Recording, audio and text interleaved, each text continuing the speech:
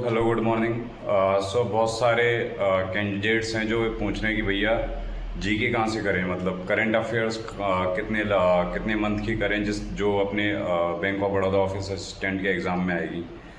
तो जीके के लिए मैं आपको बताता हूँ, देखो इधर उधर कहीं मत भागो आप। अब जीके आप कहीं इधर उधर से पढ़ोगे, जीके तो जितनी पढ़ोगे उतनी ही कम रहेगी जीके। तो ये जीके के लिए फैक्ट है कि आप जीके जितनी पढ़ोगे उतनी कम रहेगी। और ये 10th लेवल की जीके आएगी, इसमें थोड़ी बहुत स्टैटिक और इधर उधर की जो आप एसएससी में पढ़ते हो उस जीके का भी थोड़ा बहुत आपको हल्का फुल्का कॉम्बिनेशन देखने को मिलेगा। और करंट अफेयर्स भी इसमें बहुत मिलेंगे, कुछ बैंकिंग से रिलेटेड रहेंगे, कुछ फाइनेंस से रिलेटेड रहेंगे।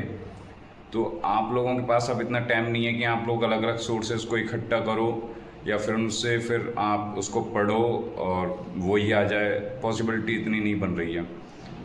रही बात करंट अफेयर की, तो आईबीपीएस कंडक्ट करवा रहा है इसको। बैंकिंग में ऐसा रूल होता है, मतलब होता ही है ज़्यादातर, है कि लास्ट 3 मंथ के जो करंट अफेयर होते हैं उसमें से 70% आता है और 6th मंथ का करंट अफेयर का रूल रहता है। तो जो शुरू के 3 मंथ्स रहते हैं उसमें से 30% और जो लास्ट के 3 मंथ रहते हैं उसमें से 70%। मतलब जैसे जनवरी से जुलाई तक मान लीजिए आप, तो जनवरी फरवरी मार्च में से 30% आएगा, फिर अप्रैल मई जून में से 70% आ जाएगा। बैंकिंग में ऐसे काम करता है ये पैटर्न करंट अफेयर्स में, ठीक है। तो बैंकिंग के करंट अफेयर्स और जीके के लिए आप bank of Baroda office assistant के लिए इधर उधर कहीं मत भटकना। मैं आपको लिंक डिस्क्रिप्शन में दे रहा हूँ। रोजगार विद अंकित पर रोज जीके की क्लासेस हो रही हैं, bank of Baroda office assistant की मॉक टेस्ट हो रहे हैं, कंडक्ट करवाए जा रहे हैं। आप बस उनकी क्लासेस को देख लो और आपको कहीं इधर उधर भटकने की ज़रूरत नहीं है।